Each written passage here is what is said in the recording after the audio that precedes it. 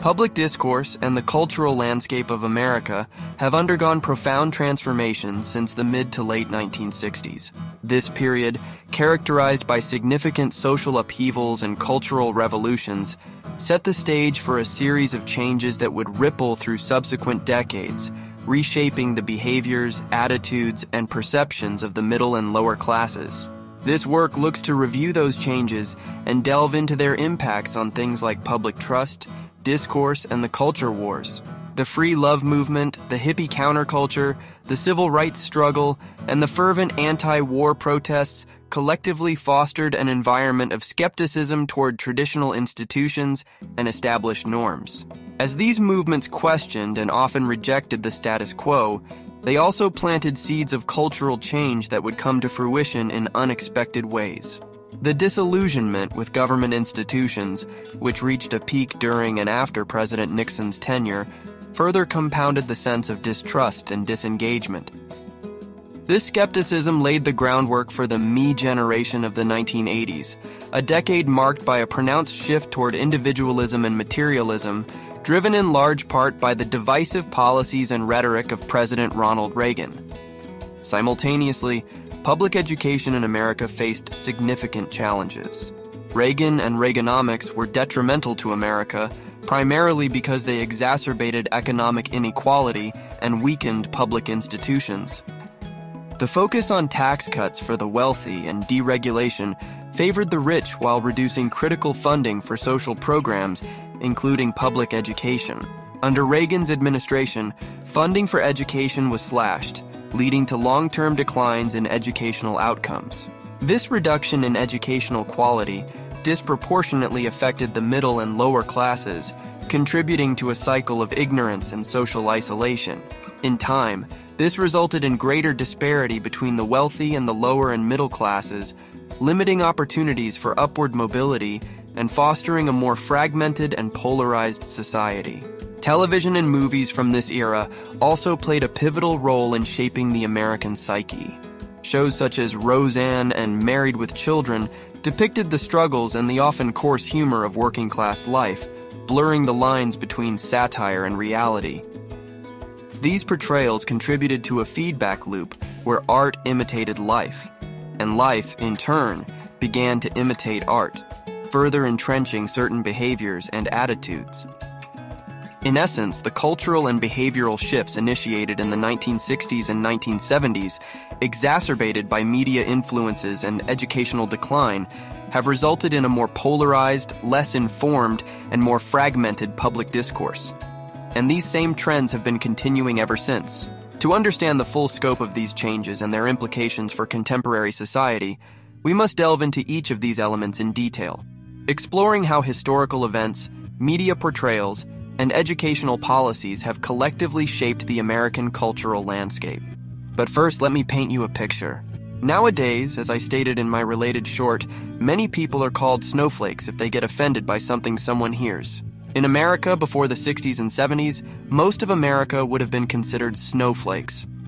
The coarse rhetoric and dialogue today was not prevalent in mainstream media or discussion back then. How things change. In our next chapter, we'll discuss some of the historical currents and shifts in the mid to late 1960s and 1970s, when these changes first came about in our modern era.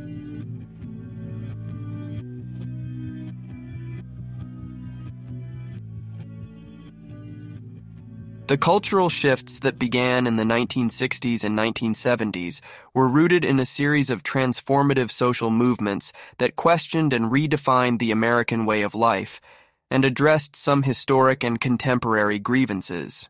In and of themselves, they changed the discourse of America, but not necessarily its language. They did change hearts and minds, not only for their adherents, but a large swath of the population. These movements, driven by a desire for greater personal freedom, social justice, and political accountability, fundamentally altered the social fabric of the nation.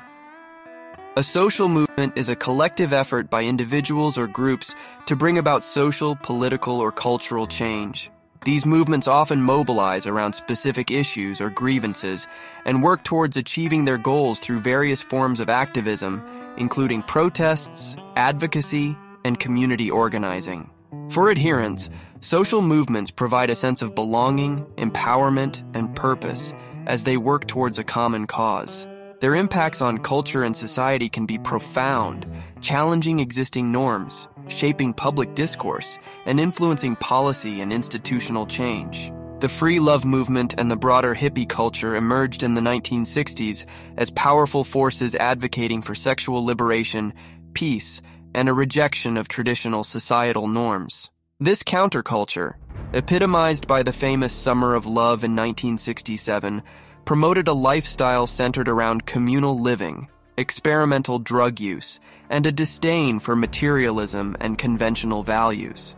The impact of this movement was profound. It challenged the rigid social structures that had dominated American life, encouraging individuals to explore alternative lifestyles and question the status quo. The emphasis on personal freedom and self-expression led to a more permissive society, where previously taboo subjects like sexuality and drug use became part of the public discourse. This cultural shift paved the way for more open discussions about personal choices and societal norms, but it also contributed to a broader sense of skepticism toward established institutions. Simultaneously, the civil rights movement was gaining momentum, fighting for the end of racial segregation and discrimination. Leaders like Martin Luther King Jr., Malcolm X, and many others spearheaded efforts that brought issues of racial inequality to the forefront of American consciousness. The movement's successes, such as the Civil Rights Act of 1964 and the Voting Rights Act of 1965, were monumental in dismantling institutional racism and fostering a more inclusive society, and led the way for future movements such as equal rights for all genders and the rights for the LGBT, Native American, and other groups, including disabled Americans. However, the struggle for civil rights also highlighted deep-seated divisions within the country. The resistance to desegregation and the violent backlash against activists revealed a pervasive distrust of government institutions tasked with enforcing new laws. This period of social upheaval not only empowered marginalized communities, but also contributed to a growing disillusionment with the ability of government to effectuate meaningful change without significant public pressure. The anti-war movement, particularly in opposition to the Vietnam War, further fueled public skepticism toward government. The draft, along with the heavy casualties and unclear objectives of the Vietnam War, sparked widespread protests across the nation. College campuses became hotbeds of dissent, with students and other activists organizing large-scale demonstrations and teach-ins. In many ways, campus protests have been a release valve for contemporary America ever since. The publication of the Pentagon Papers in 1971, which exposed the government's misleading statements about the war's progress, further eroded public trust. The war not only highlighted the moral and strategic failures of American foreign policy, but also reinforced the belief that government officials were often untrustworthy and unaccountable. This pervasive distrust carried over into other areas of public life, fostering a general sense of cynicism that would persist into the following decades. The culmination of this growing distrust was epitomized by the Watergate scandal in the early 1970s. The discovery of President Nixon's involvement in the cover-up of a break-in at the Democratic National Committee headquarters and his subsequent resignation in 1974 left a lasting impact on the American psyche. Watergate was not just a political scandal, it was a profound betrayal that confirmed many citizens' worst fears about the corruption and deceit prevalent in the highest echelons of government. The culmination of this growing distrust was epitomized by the Watergate scandal in the early 1970s. The discovery of President Nixon's involvement in the cover-up of a break-in at the Democratic National Committee headquarters and his subsequent resignation in 1974 left a lasting impact on the American psyche. Watergate was not just a political scandal, it was a profound betrayal that confirmed many citizens' worst fears about the corruption and deceit prevalent in the highest echelons of government. This era of scandal and disillusionment significantly shaped public attitudes towards authority and governance. The notion that political leaders could not be trusted became a common refrain, influencing the way Americans interacted with their government and viewed political processes. This deep-seated skepticism laid the groundwork for the individualistic and often cynical outlook of the me generation in the 1980s, marking a pivotal shift in American culture and public discourse. We'll talk about that next.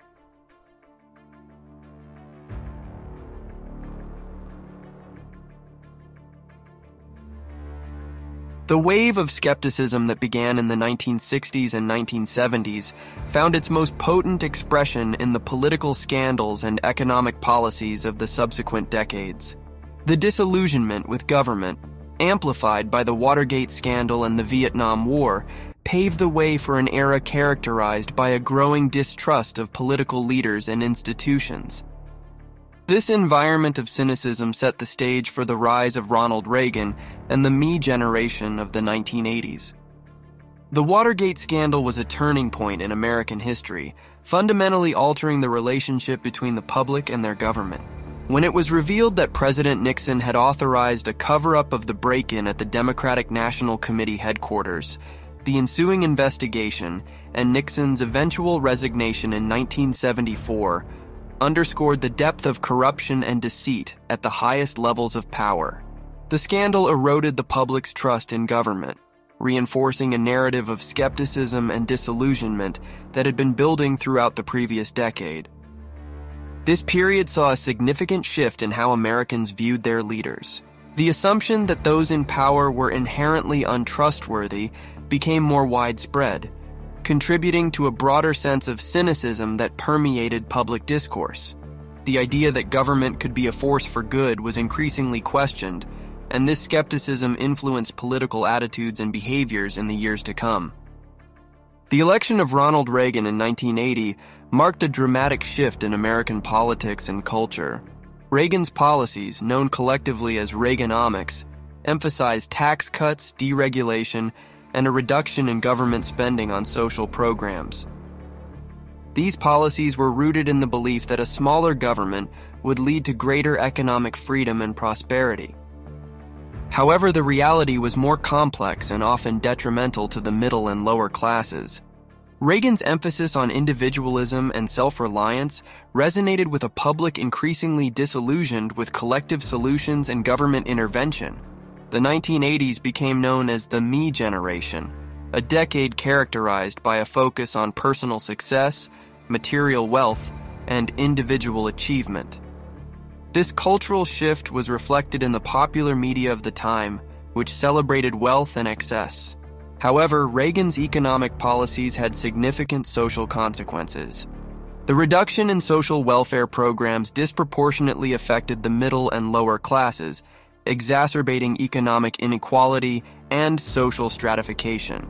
Public education in particular suffered from budget cuts, leading to a decline in the quality of education and widening the gap between rich and poor. Television and movies of the 1980s played a crucial role in shaping public perceptions and attitudes. Shows like Roseanne and Married with Children offered a stark departure from the idealized family sitcoms of previous decades. Roseanne depicted the everyday struggles of a working-class family, often using humor to address serious issues like financial hardship and marital strife. Similarly, Married with Children portrayed a dysfunctional family with a crude and irreverent sense of humor. These shows, while groundbreaking in their honest portrayal of working-class life, also contributed to the coarsening of public discourse. The humor was often biting and cynical, reflecting the growing disillusionment and frustration of many Americans. The line between satire and reality began to blur, creating a feedback loop where media portrayals influenced real-life behavior and vice versa. This dynamic contributed to a cultural environment where crassness and cynicism became more socially acceptable. The combination of political scandals, economic policies, and media influences in the 1980s had a lasting impact on American society. Trust in government continued to decline, and the sense of collective purpose that had characterized earlier decades gave way to a more fragmented and individualistic culture. The focus on personal success and material wealth often overshadowed concerns about social justice and community well-being. This era also saw a decline in civic engagement and political participation among the middle and lower classes. Disillusioned by political scandals and feeling marginalized by economic policies, many Americans became disengaged from the political process. This disengagement further reinforced the power of the wealthy and well-connected, perpetuating a cycle of inequality and disenfranchisement. In summary, the cultural and political shifts of the 1980s, driven by the fallout from previous decades' scandals and the policies of Ronald Reagan, fundamentally altered the American landscape. The rise of individualism and the decline in trust in government had profound implications for public discourse and societal cohesion, setting the stage for the challenges that continue to confront us today. We'll dive deeper into the 1980s, continuing up to the present day in our next chapter.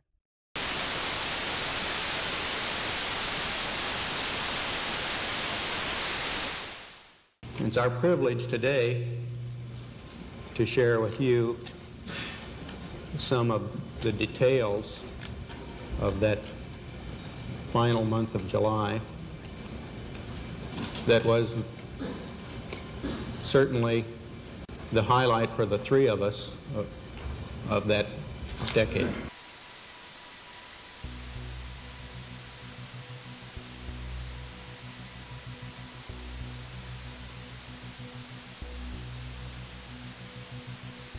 What we spend our time and attention on can change our perceptions. We've known that for a long time. That's why topics like literature, art, sciences, philosophy, and history are considered fundamental in a classical education. Most of us don't have that. And while we have unprecedented access to those topics, for many of us, lack of exposure to these things at a young age in our schools and our personal lives have changed how we view the world.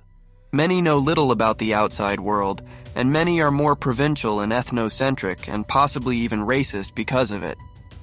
Many aren't exposed to other cultures or people, and many who are blanket themselves in the familiar rather than expanding our horizons. Humanity is made up of one species left, we're all related, one race, and our DNA is 99.9% the same. How often are we even taught that? The role of media in shaping cultural perceptions and public discourse cannot be overstated. Television, movies, and other forms of media serve not only as entertainment, but also as powerful tools for socialization and cultural transmission. The influence of media in the latter half of the 20th century was particularly significant, as it reflected and reinforced the cultural and social changes of the times. Television in the 1980s and 1990s became a central medium through which cultural norms and values were disseminated.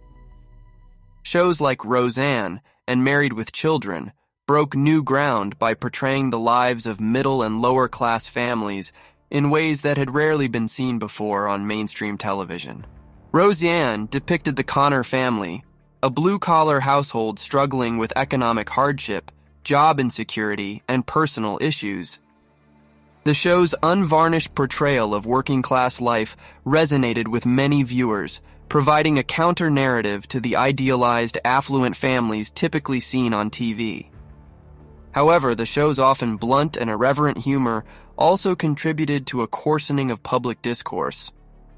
By normalizing crass and confrontational dialogue, Roseanne influenced how viewers perceived and interacted with similar real-life scenarios.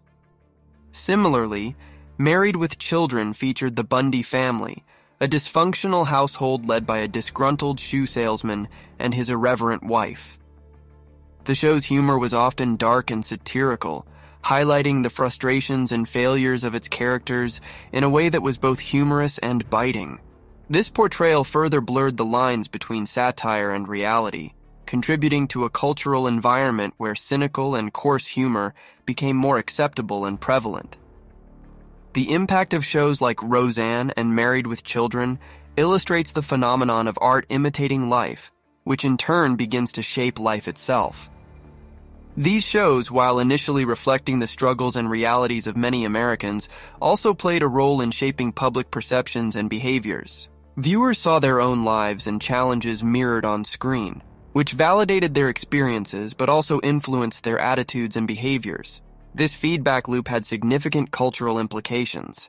As media depictions of working-class life became more cynical and coarse, these attitudes seeped into everyday interactions and public discourse. The normalization of such behaviors on television made it more acceptable for individuals to adopt similar attitudes in real life. This dynamic contributed to a broader cultural shift towards more confrontational and less civil discourse. The shift in television content from idealized portrayals to more realistic and often cynical depictions had a broader impact on cultural and intellectual standards. As shows embraced more crude and sensational content to attract viewers, the bar for entertainment was lowered. This trend was not limited to sitcoms, but extended to other genres, including reality TV, which often emphasized conflict and sensationalism over substance. The impact of this shift is evident in the way public discourse has evolved. The embrace of more confrontational and less thoughtful content in entertainment mirrored a decline in the quality of public dialogue. The focus on sensationalism and conflict over nuanced discussion and critical thinking contributed to a more polarized and superficial cultural environment.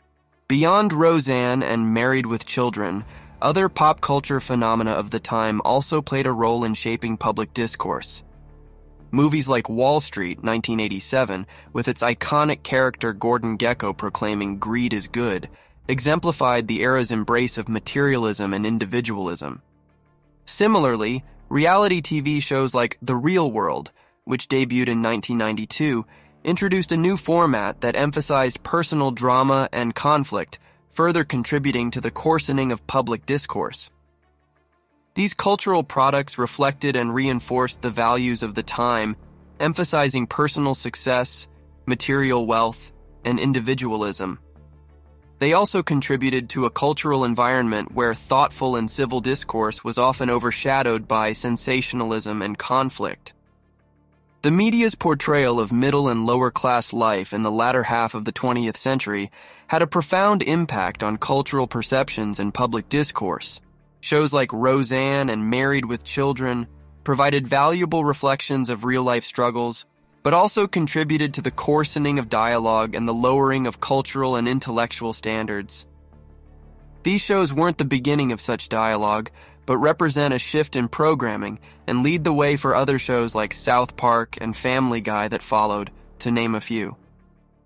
Newt Gingrich and his Contract with America, along with conservative radio hosts like Rush Limbaugh, significantly contributed to the coarsening of public discourse in America in the 1990s and beyond. Gingrich's Contract with America in the 1990s promoted a sharply partisan and combative political strategy, emphasizing aggressive rhetoric and a zero-sum approach to politics. This strategy intensified political polarization and fostered an environment where civil debate was increasingly replaced by hostile confrontations. Rush Limbaugh, as a prominent conservative radio host, further amplified this trend with his provocative and often inflammatory commentary. Limbaugh's style, characterized by personal attacks, ridicule, and sensationalism, set a new tone for political discourse in the media. His influence extended beyond his own show, as other media figures and politicians adopted similar tactics to engage audiences and energize their bases. Together, Gingrich's political maneuvers and Limbaugh's media presence contributed to a more divisive and coarse public discourse, undermining the potential for constructive dialogue and bipartisan cooperation in American politics. This dynamic played a significant role in shaping the cultural landscape of America, influencing how people interacted and engaged with each other in both public and private spheres.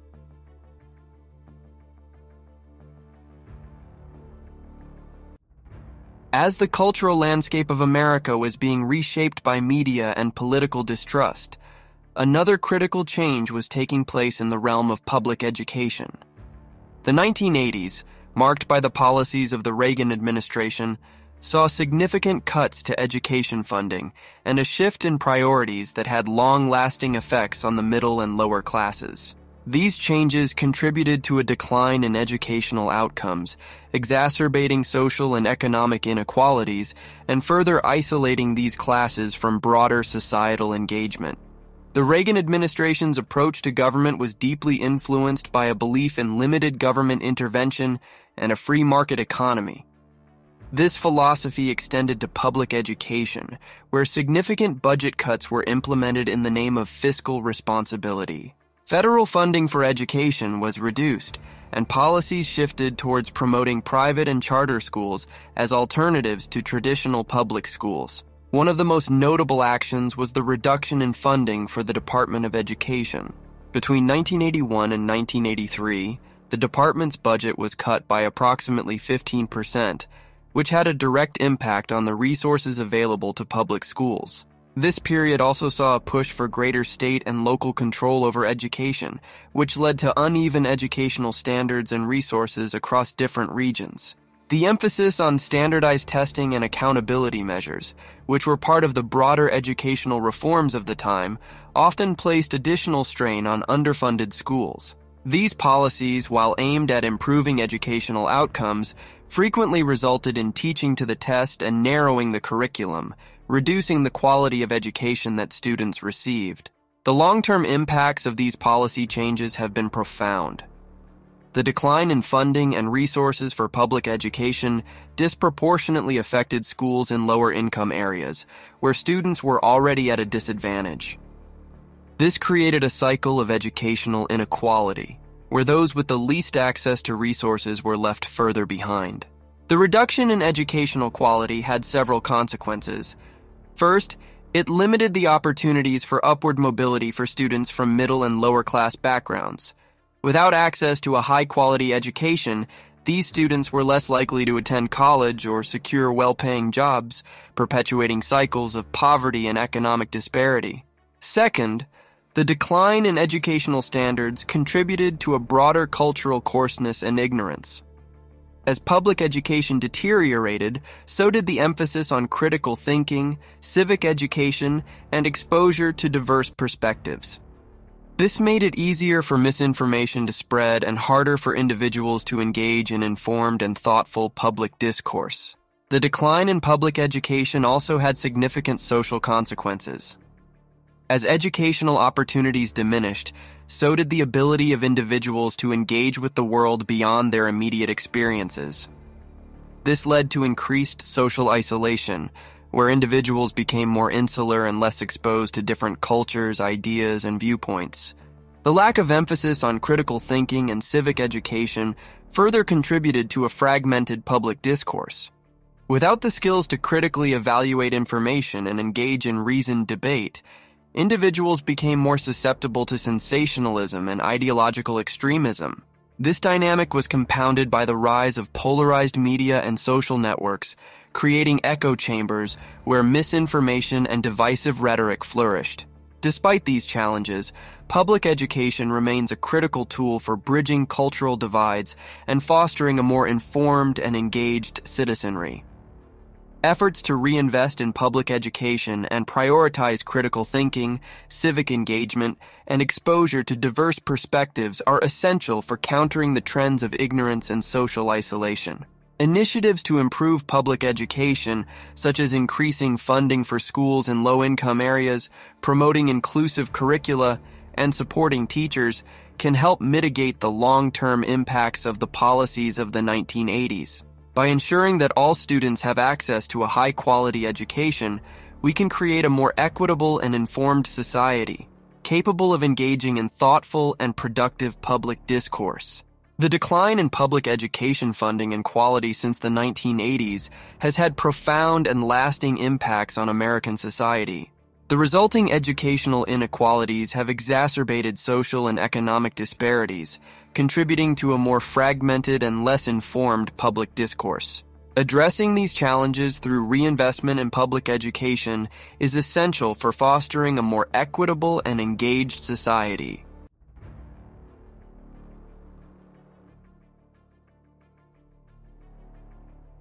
The cultural, technological, and educational shifts of the past decades have culminated in a highly polarized and fragmented public discourse. The confluence of historical events, media influences, and educational decline has created an environment where meaningful dialogue is increasingly rare and cultural divides are more pronounced. This fragmentation has given rise to culture wars, where opposing sides struggle over values, identity, and the direction of society. One of the most significant consequences of these cultural shifts is the polarization of public discourse. The decline in trust in government and traditional institutions, coupled with the rise of partisan media, has led to a divided society where individuals are more likely to engage with information that reinforces their existing beliefs. The advent of the internet and social media has further exacerbated this polarization. Social media has significantly contributed to the degradation of discourse and tolerance in many countries by providing a platform where individuals can express themselves with little accountability. The anonymity afforded by social media allows users to say anything they want without facing real-world consequences, leading to a lack of decorum and an increase in hostile, inflammatory, and disrespectful communication. This environment encourages the spread of misinformation and hate speech, as individuals feel emboldened to express extreme opinions and engage in aggressive behavior that they might otherwise avoid in face-to-face interactions. Additionally, social media algorithms often prioritize sensational and polarizing content to maximize engagement, which exacerbates cognitive and individual biases. Users are more likely to encounter information that confirms their existing beliefs, creating echo chambers that reinforce divisive perspectives and reduce exposure to diverse viewpoints. The presence of bots and coordinated disinformation campaigns further distorts public discourse, manipulating opinions and sowing discord. Social media platforms can deepen societal divisions, making it harder for people to engage in meaningful, respectful dialogue and to find common ground on important issues. The result is a fragmented public discourse, where conversations across ideological lines become increasingly rare and hostile. This polarization undermines the potential for constructive dialogue and compromise, leading to a more contentious and divided society. The cultural changes and educational disparities of the past few decades have deepened the divides between different socioeconomic classes in America. The middle and lower classes, already struggling with economic and social challenges, have become more isolated and less influential in shaping public discourse. Media representations, such as those in Roseanne and Married with Children, while reflective of real struggles, have also contributed to the perception of these classes as coarse and uneducated. This portrayal reinforces stereotypes and further alienates these groups from broader societal engagement. The decline in public education has also played a role in this fragmentation. With fewer resources and opportunities, individuals from lower socioeconomic backgrounds are less likely to develop the critical thinking skills necessary for engaging in nuanced and informed public discourse. This lack of educational support exacerbates social isolation and reinforces existing cultural divides. The combination of polarization, class divides, and educational decline has fueled the culture wars that dominate contemporary American society. Issues such as race, gender, immigration, and national identity have become flashpoints for conflict, with opposing sides often unable to find common ground. These culture wars are not just about policy differences, they are deeply rooted in differing worldviews and values. The fragmentation of public discourse means that these conflicts are often framed in zero-sum terms, where the success of one side is seen as a direct threat to the other. The culture wars are further intensified by the media, which often amplifies extreme voices and sensationalizes conflict. This dynamic creates a vicious cycle, where media coverage of cultural conflicts fuels further polarization and division. Next, we'll discuss some potential paths forward to more meaningful public discourse.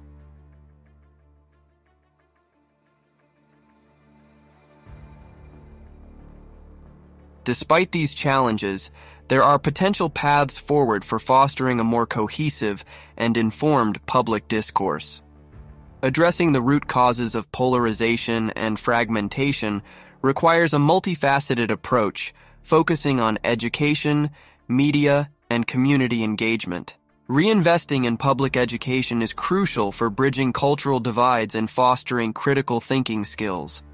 Ensuring equitable funding for schools, promoting inclusive curricula, and supporting teachers are essential steps for improving educational outcomes and reducing socioeconomic disparities.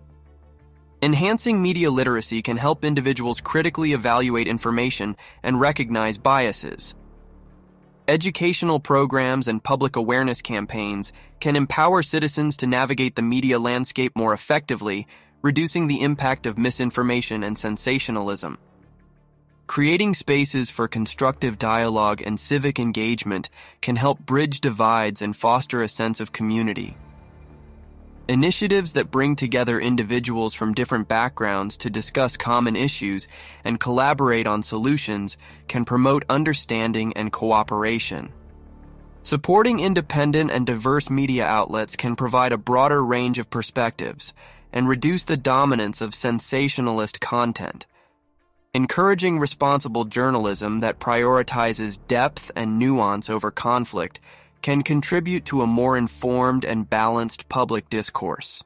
The cultural and educational shifts of the past few decades have profoundly impacted American public discourse, leading to increased polarization, fragmentation, and culture wars. Addressing these challenges requires a renewed focus on education, media responsibility, and community engagement.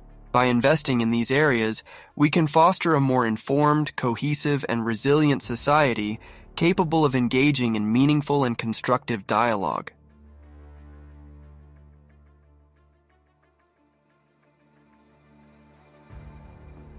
Thank you for watching.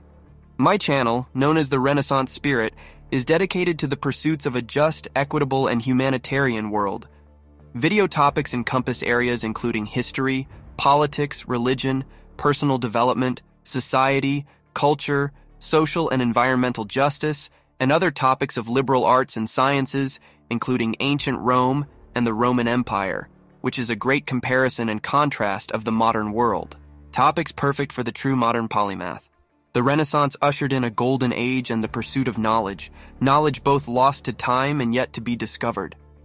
It gave birth to the Enlightenment and the Age of Reason, embracing truth, knowledge, and an understanding and compassion for humanity opens up the world to each of us, individually, and improves all of humanity, affording us the opportunity to be better stewards of the earth and to each other. The Renaissance spirit, more than just a philosophy or style, but a style for living, learning, growing, and thinking. Please subscribe, turn on notifications, and share.